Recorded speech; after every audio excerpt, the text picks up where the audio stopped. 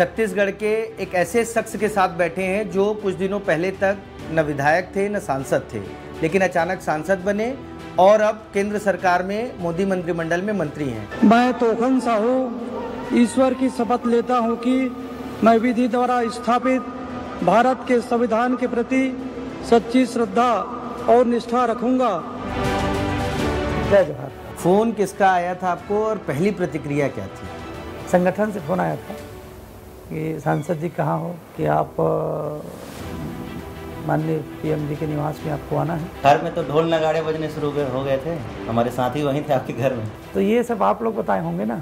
अरुण साहब से आपके कैसे रिश्ते हैं, मैं ये जानना चाहता हूँ। हम बचपन से विद्यार्थी जीवन से बहुत अच्छे मित्र हैं। बोलते थे भी कि 5 पांडव हैं। ग्रुप था 5 पांडव, और कहीं भी जाते हम लोग साथ साथ ही रहते थे। पार्टी में कोई नाराजगी चल रही है, पार्टी में सब कुछ ठीक है या नहीं है? भारतीय जनता पार्टी में सब कुछ सही है। बृजमोहन अग्रवाल से आपकी कैसी दोस्ती? बहुत अच्छे, मेरे बड़े भाई हैं, उनके साथ मैं संसदीय सचिव रहा हूँ। अभी बधाई दिए? मुझे घर में आकर के, मेरे रूम में आकर के बधाई दी है। उनको सांसद रहते हुए देखना चाहते हैं या मंत्री के रूप में? आगे बढ़े हमारे बड़े भाई हमेशा। नमस्कार, आप विस्तार न्यूज देख रहे हैं और आज हम लोग छत्तीसगढ़ के एक ऐसे शख्स के साथ बैठे हैं जो कुछ दिनों पहले तक न विधायक थे न सांसद थे, लेकिन अचानक सांसद बने और अब केंद्र सरकार में मोदी मंत्रिमंडल में मंत्री हैं। हम स्वागत करते हैं तोखन साहू जी का। साहू जी, आपका बहुत बहुत स्वागत है। आपका भी स्वागत है और आपके माध्यम से, विस्तार न्यूज के माध्यम से मैं सभी दर्शकों को जय श्री राम कहता हूँ। आप सबका अभिनंदन। और एक बार छत्तीसगढ़ी में जय जोहार। जय जोहार। हाँ। साहू जी, आप लोकसभा चुनाव का टिकट मिलने से पहले विधानसभा की दावेदारी कर रहे थे। आप किसान मोर्चा की आपके पास जिम्मेदारी थी, कार्यालय में आप टहलते रहते थे, तमाम चीजें होती थी, संगठन का काम करते थे। टिकट मिलने के बाद और मंत्री बनने तक का आपका क्या अनुभव रहा, वो हमें बताइए। देखिए, मैं भारतीय जनता पार्टी का कार्यकर्ता हूँ। मैं विद्यार्थी जीवन से ही अखिल भारतीय विद्यार्थी परिषद में काम करते करते मैं यहाँ तक पहुँचा हूँ। मैं संगठन में भी काम किया और यदि निर्वाचन की प्रक्रिया को देखेंगे तो मैं पंच से 1994-95 में त्रिस्तरीय ग्राम पंचायत में, जब पंचायत की चुनाव हो रही थी तो गांव के लोगों ने मुझे पंच बना दिए।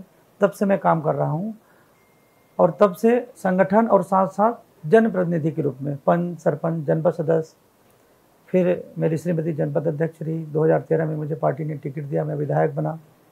फिर मैं संसदीय सचिव माननीय डॉक्टर रमन जी के कार्यकाल में मैं रहा। फिर भारतीय जनता पार्टी ने मुझे किसान मोर्चा का प्रदेश अध्यक्ष बनाया और प्रदेश अध्यक्ष बनने के कुछ दिन बाद, लगभग 15 दिन के अंदर ही लोकसभा का मुझे टिकट दिया गया। और आज बिलासपुर संसदीय क्षेत्र की जनता का आशीर्वाद, उनका अपार स्नेह सहयोग से मैं और हमारे भारतीय जनता पार्टी के देवतुल्य कार्यकर्ताओं के सहयोग से, उनके मेहनत से, मोदी जी के कार्यों से आज मैं बिलासपुर लोकसभा का सांसद और माननीय मोदी जी के मंत्रिमंडल में केंद्रीय राज्य मंत्री के रूप में आपके बीच में उपस्थित हूँ। और इस पूरे चुनाव के दौरान यदि आप देखेंगे तो मैं भारतीय जनता पार्टी का एक बहुत ही सामान्य कार्यकर्ता के रूप में काम करते रहा हूँ। पार्टी ने जो मुझे जिम्मेदारी दी है उस जिम्मेदारी का मैं पूरा ईमानदारी के साथ निर्वहन किया और काम करते करते पार्टी के हमारे सभी सीनियर लीडर, सीनियर नेता किस कार्यकर्ता को कहाँ किस काम पर में लगाना है, ये वही तय करते हैं, काम पर लगाते हैं और हम सब कार्यकर्ता उस जिम्मेदारी का निर्वहन करते हैं।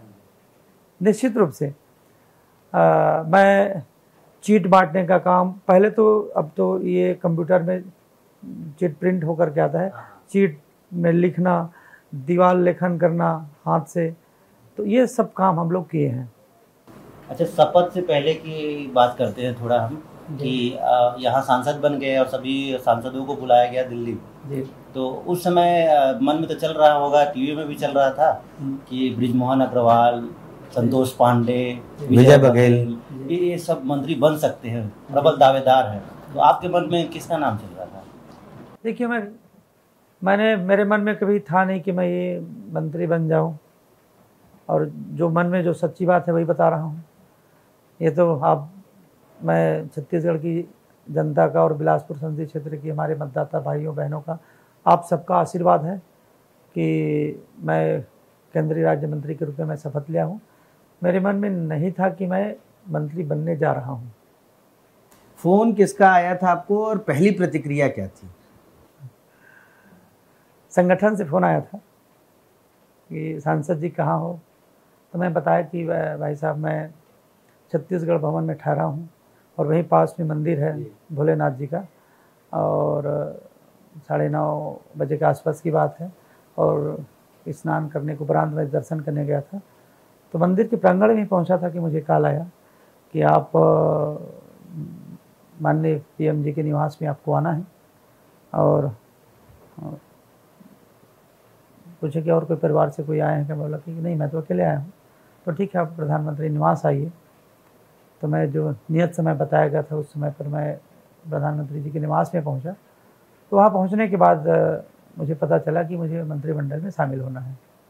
अच्छा, आपके साथ तो और बहुत सारे सांसद वहाँ थे, तो बधाई देने के लिए सब आ रहे थे उस समय जब पता चल गया था कि फोन आया? नहीं, फ़ोन आने के बाद तो मैं निवास ही चला गया था। चूँकि वहाँ की व्यवस्था है सुरक्षा के दृष्टिकोण से कि मोबाइल को अपने साहब को देके जाना पड़ता है, तो इस बीच में किसी से बात ही नहीं हुआ। मैं अंदर चला गया। अंदर जाने के बाद मुझे पता चला कि मैं मंत्रिमंडल का हिस्सा बनने जा रहा हूँ। घर में तो ढोल नगाड़े बजने शुरू हो गए थे, हमारे साथी वहीं थे आपके घर में। तो ये सब आप लोग बताए होंगे ना, आप लोगों के माध्यम से घर वालों को पता चला। घर वाले आपको फोन नहीं किए थे? नहीं, घर वालों से भी मेरा तो किसी से बात ही नहीं हुआ था। अच्छा, ये तो हमारे टीवी न्यूज़ चैनल के माध्यम से, आप लोगों के माध्यम से ही घर वालों को पता चला होगा, और मैंने तो घर वालों को बताया भी नहीं था और मुझे भी जानकारी नहीं थी। जब सब कुछ होने के बाद जब मैं निकला और माननीय प्रधानमंत्री जी ने कहा कि भाई 72 लोग यहाँ पर जो बैठे हैं, आप सब मेरे मंत्रिमंडल के हिस्से हैं और आप सबको सरकार में सम्मिलित होना है और सबको बेहतर काम करना है देश के लिए। अपने अपने जिम्मेदारी जिसको जो मिली है, जो जिम्मेदारियाँ मिली है, जो दायित्व मिला है, उस पर आप सबको काम करना है। तो तब तो मैं वही था। पीएमओ से वीडियो जारी हुआ, हम लोग बहुत खोजे कि छत्तीसगढ़ का कौन है, देख लें, लेकिन वो दिख नहीं रहा था। तो आप कौन सी लाइन में बैठे थे? जब मुझे फ़ोन आया तो मैं मंदिर गया था, तो मैं मंदिर दर्शन करके फिर वापस आया, चूँकि मैं पैदल गया था मंदिर, है ना, और वहाँ जाना पैदल आना, और ऐसा करके मुझे आधा घंटा में विलम्ब हो गया था। तो मैं पहुंचने में मुझे आधा घंटे विलम्ब पहुंचने के कारण मैं सबसे पीछे लाइन में बैठा। अच्छा, प्रधानमंत्री जी से और फोटोग्राफी जब होता है तो सामने के लोग दिखते हैं। हाँ, सही बोले। और मेरे पास कोई गाड़ियाँ थी भी नहीं। अच्छा, बिना गाड़ी के गए थे आप? तो संयोग से मैं बोला कि भाई मुझे वहाँ जाना है। तो फिर संयोग ही था कि एक मित्र का गाड़ी वहाँ पर पहुँचा, तो मैं उसकी गाड़ी में फिर वहाँ पर गया था, दोस्त की गाड़ी में। चलिए, दोस्त आपके काम आए, आपको गाड़ी तक ले गया। अच्छा, प्रधानमंत्री जी से 1-to-1 बातचीत हुई आपकी? कुछ उन्होंने आपको संदेश दिया कि आप ये काम करें? सबके लिए प्रधानमंत्री जी सबसे बात की है। हाँ। और छत्तीसगढ़ के लिए उन्होंने बधाई दिया कि छत्तीसगढ़ में 11 में से 11 सीट हमारे छत्तीसगढ़ की जनता ने आशीर्वाद दिए हैं, और भाजपा की सरकार भी बनाए हैं। तो हम बहुत बहुत बधाई छत्तीसगढ़ वासियों को, ऐसा करके बधाई भी दिए। माननीय हमारे राष्ट्रीय अध्यक्ष जी भी बधाई दिए। और ये जो सम्मान मिला है, ये तोखन साहू का अकेले कोई सम्मान नहीं है, पूरे छत्तीसगढ़ का सम्मान है। भारतीय जनता पार्टी के देवतुल्य एक एक कार्यकर्ताओं का सम्मान है। हमारी माताएं बहनें जो 40 डिग्री टेम्परेचर पर अपने घरों से निकलती थी भाजपा के लिए काम करने के लिए, हमारे मोर्चा प्रकोष्ठ में सभी काम करने वाले, ये सबका सम्मान है। और हम जो विश्वास माननीय प्रधानमंत्री जी ने, भारतीय जनता पार्टी जो किए हैं, पूरी जिम्मेदारी के साथ, पूरी निष्ठा के साथ हम लोग काम करेंगे। छत्तीसगढ़ का विकास होगा, छत्तीसगढ़ का गौरव बढ़ेगा। आप भारत का शहरी विकास मंत्रालय और आवास की जिम्मेदारी दी गई है। चुनाव में आवास यहाँ बड़ा मुद्दा था, तो अब उसको किस तरह से डील करेंगे? कितनी जल्दी प्रक्रियाएं पूरी होंगी? बड़ा लक्ष्य है। माननीय प्रधानमंत्री जी ने पहले ही कैबिनेट बैठक में शहरी जो बेघरों हैं उसके लिए भी, और जो ग्रामीण क्षेत्र में जो जिनको आवास की आवश्यकता है, और जो 3 करोड़ आवास के लिए जो हमारे घोषणा पत्र में कहा गया है, उसकी स्वीकृति पहले ही दिन से दे दी गई है। तो एक बड़ा काम ज़रूरतमंदों के लिए आवास निर्माण होने का माननीय प्रधानमंत्री जी की मंशा के अनुरूप जो भारतीय जनता पार्टी ने कहा है, उसको पहले ही दिन से ये काम स्वीकृति के काम कर दिए हैं। इसमें थोड़ा अपडेट होते हैं, थोड़ा और आगे जाते हैं कि 18 लाख लोगों को आप लोग आवास देंगे, तय हो गया, लेकिन समय आगे बढ़ चुका है, बहुत सारे लोग अभी भी बेघर है। तो क्या और कुछ सर्वे होगा जिसमें नए नामों को जोड़ा जाए? नहीं, जो 18 लाख आवास की जो सूची हमारे पास है, हाँ, जो 2011 गरीबी रेखा के साथ साथ आवास प्लस में है, जिनका सूची सरकार के पास उपलब्ध है, उसे स्वीकृति दे दी गई है। 3 करोड़ आवास जो स्वीकृत होने वाले हैं, यदि कोई ज़रूरतमंद होंगे जिसका नाम छूट गया होगा, निश्चित रूप से उसको भी प्राथमिकता दी जाएगी, लेकिन जो पहले हमारे पास जो सूची उपलब्ध है उसी की आवाज़ स्वीकृत है।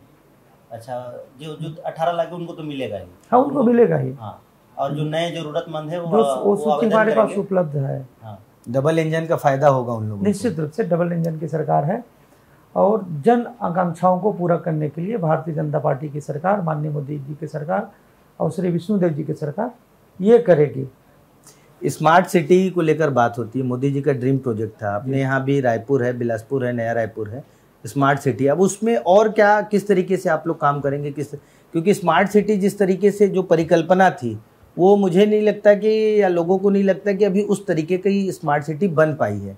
तो उसको कैसे आगे बढ़ाएंगे आप लोग? देखिए, स्मार्ट सिटी का जो प्रोजेक्ट है, माननीय प्रधानमंत्री जी का जो ड्रीम प्रोजेक्ट है, 3 शहरों को शामिल किया गया था छत्तीसगढ़ के। इसमें शहरों में आवश्यकताओं के अनुरूप उस मत से खर्च करना होता है। तो ये जो स्मार्ट सिटी का जो प्रोजेक्ट है, अपने लक्ष्य से 80% कार्य पूरा कर चुके हैं, और जो बचे हुए जो हमारे प्रोजेक्ट हैं उसको जितना जल्दी हो सके पूरी गुणवत्ता के साथ पूरा करना है। अभी 100 शहरों को चयनित किया गया था। आने वाले समय में माननीय प्रधानमंत्री जी इस पर और निर्णय लेंगे कि इस योजना में और क्या करना है। देरी हमें दिख रही है, आपको भी दिख रही है कि थोड़ा देर हो रहा है, पीछे चल रहा है, इस पे और जल्दी काम हो, इसके लिए क्या किया जाए? देखिए, पहली प्राथमिकताएं हैं कि हमारा जो प्रोजेक्ट है वो जितना जल्दी हो सके पूरा हो। उसके बाद आने वाले समय में फिर माननीय प्रधानमंत्री जी, माननीय हमारे कैबिनेट मंत्री जी बैठ करके, हम सब बैठ करके जो निर्णय होगा उसके आधार पर फिर आगे काम किया जाएगा। अच्छा, थोड़ा समाज पर चलते हैं। साहू समाज गदगद है, बहुत खुश है कि हमारे समाज से हमने देखा कि प्रधानमंत्री की सरकार में लगातार 2 बार आदिवासियों को केंद्रीय राज्य मंत्री बनाया गया, और पहली बार किसी ओबीसी को, साहू समाज के व्यक्ति को राज्य मंत्री बनाया गया। तो उस समाज के लिए भी कुछ बोलिए ताकि वो खुश रहे। पूरा छत्तीसगढ़ गदगद है। छत्तीसगढ़िया बेटा हूँ। हर समाज का, हर व्यक्ति का और देश के कोने कोने से मुझे बधाई संदेश आते हैं कि छत्तीसगढ़ का गौरव बढ़ा है, छत्तीसगढ़ मान सम्मान बढ़ा है। एक एक कार्यकर्ताओं का, पूरे देशवासियों का मेरे पास बधाई संदेश आते हैं, धन्यवाद देते हैं कि आपके माध्यम से छत्तीसगढ़ का निश्चित रूप से मान सम्मान बढ़ा है। तो मेरे लिए तो गौरव की बात है ही है, मेरे परिवार के लिए गौरव की बात है। मैं यदि साहू समाज चाहता हूँ तो साहू समाज के लिए भी गौरव की बात है, लेकिन पूरे समाज का, हर समाज का आशीर्वाद, हर समाज का बधाई संदेश मुझे प्राप्त हो रहा है, इसलिए पूरे छत्तीसगढ़ का गौरव बढ़ा है। कांग्रेस ने छत्तीसगढ़ियावाद की बात की, बोले कि बीजेपी जो है उसको मानती नहीं, हम खेल परंपरा त्यौहार सब मनाते हैं, लाठी डंडा।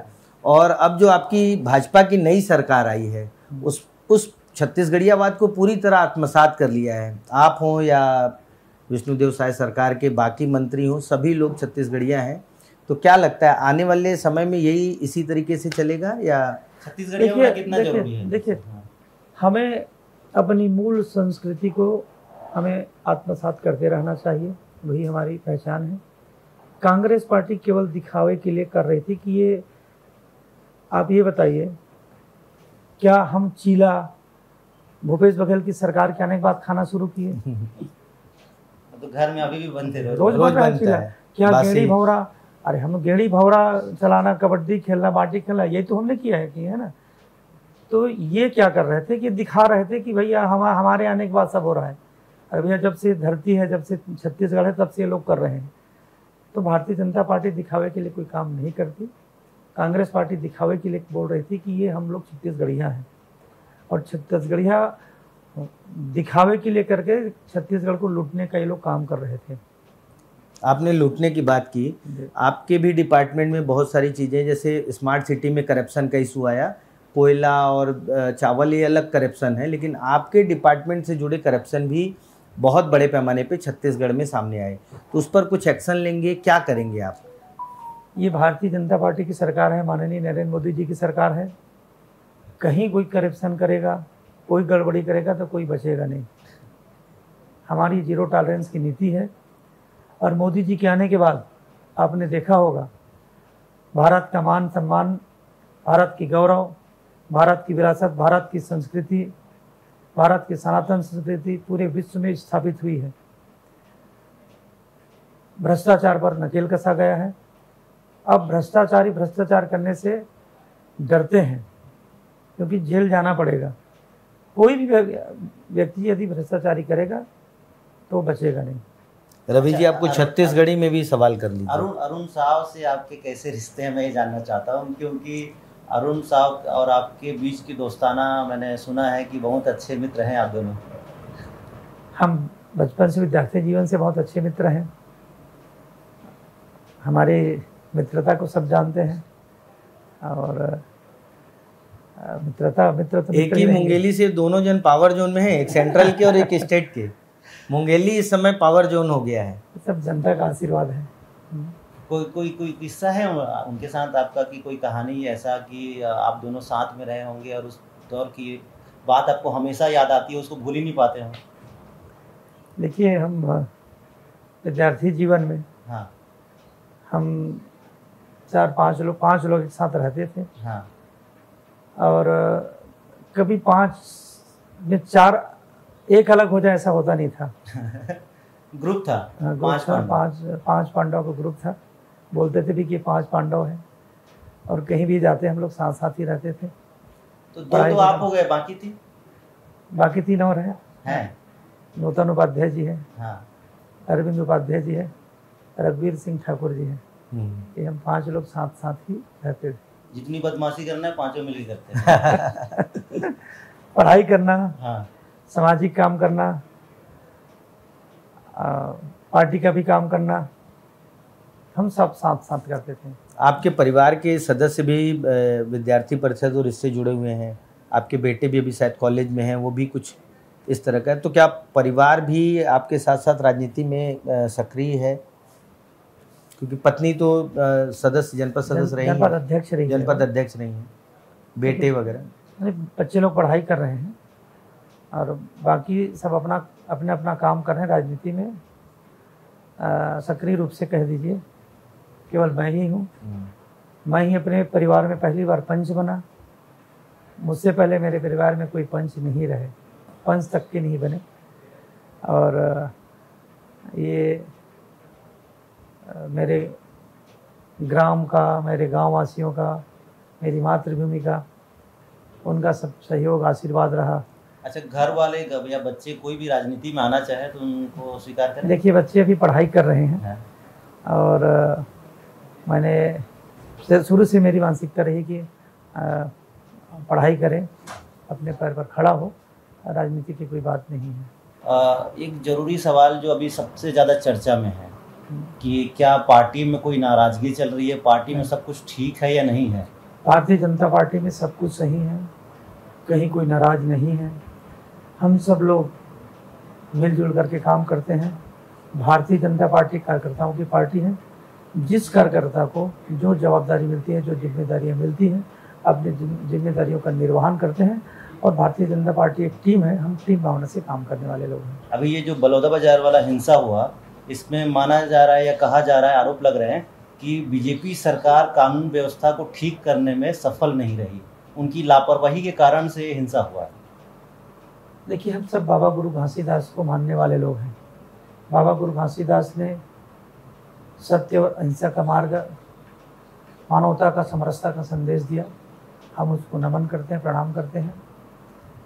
इस बीच में जो इस तरह की अव्यवस्थाएं जो फैलाई गई है, कांग्रेस पार्टी के नेता वहाँ क्या कर रहे थे, क्यों भड़काऊ बयान दे रहे थे? वीडियो भी जारी हुआ है। तो कांग्रेस पार्टी की सोची समझी या रणनीति के तहत बदनाम करने के लिए ऐसा किया जा रहा है। बृजमोहन अग्रवाल से आपकी कैसी दोस्ती? बहुत अच्छे, मेरे बड़े भाई हैं। उनके साथ मैं संसदीय सचिव रहा हूँ। उनका मार्गदर्शन, उनका सहयोग, उनका स्नेह मुझे हमेशा प्राप्त होते रहा है। अभी बधाई दिए? मुझे घर में आकर के, मेरे रूम में आकर के बधाई दिए हैं। ये उनकी बड़प्पन है, बड़े भाई हैं, लेकिन वो अपने रूम से, मेरे रूम में आकर के मुझे बधाई दे करके गए हैं। उनको सांसद रहते हुए देखना चाहते हैं या मंत्री के रूप में? आगे बढ़े हमारे बड़े भाई हमेशा। विस्तार न्यूज में तूफान साहू से तमाम सवाल पूछे गए जो आपके मन में थे, हमारे मन में थे, और उन्होंने बेबाकी से सभी सवालों का जवाब दिया है। और विस्तार न्यूज में खबरों के लिए बने रहिए। नमस्कार। छत्तीसगढ़ के एक ऐसे शख्स के साथ बैठे हैं जो कुछ दिनों पहले तक न विधायक थे न सांसद थे, लेकिन अचानक सांसद बने और अब केंद्र सरकार में मोदी मंत्रिमंडल में मंत्री हैं। मैं तोखन साहू ईश्वर की शपथ लेता हूं कि मैं विधि द्वारा स्थापित भारत के संविधान के प्रति सच्ची श्रद्धा और निष्ठा रखूंगा। जय जोहार। फोन किसका आया था आपको और पहली प्रतिक्रिया क्या थी? संगठन से फोन आया था कि सांसद जी कहाँ हो, कि आप माननीय पीएम जी के निवास में आपको आना है। घर में तो ढोल नगाड़े बजने शुरू हो गए थे, हमारे साथी वहीं थे आपके घर में। तो ये सब आप लोग बताए होंगे ना। अरुण साहब से आपके कैसे रिश्ते हैं, मैं ये जानना चाहता हूँ। हम बचपन से, विद्यार्थी जीवन से बहुत अच्छे मित्र हैं। बोलते थे भी कि 5 पांडव हैं। ग्रुप था 5 पांडव, और कहीं भी जाते हम लोग साथ साथ ही रहते थे। पार्टी में कोई नाराजगी चल रही है, पार्टी में सब कुछ ठीक है या नहीं है? भारतीय जनता पार्टी में सब कुछ सही है। बृजमोहन अग्रवाल से आपकी कैसी दोस्ती? बहुत अच्छे, मेरे बड़े भाई हैं। उनके साथ मैं संसदीय सचिव रहा हूँ। अभी बधाई दिए? मुझे घर में आकर के, मेरे रूम में आकर के बधाई दी हैं। उनको सांसद रहते हुए देखना चाहते हैं या मंत्री के रूप में? आगे बढ़े हमारे बड़े भाई हमेशा।